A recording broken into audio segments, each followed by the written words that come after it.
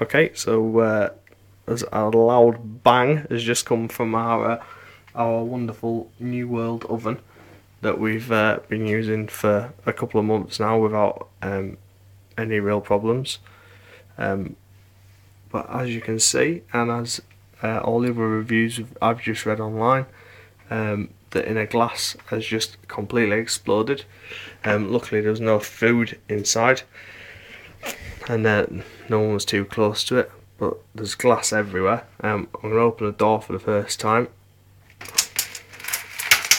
Oh yeah, look at that. As you can see, that's full of broken glass.